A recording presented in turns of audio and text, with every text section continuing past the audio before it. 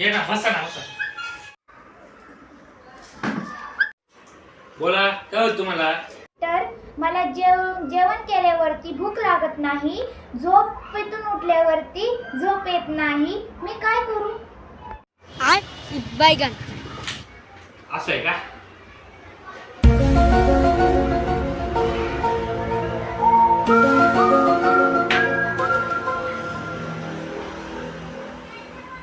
हा तुम्ही एक काम करा, तुम्ही रात्री उन्हात उठून बसा.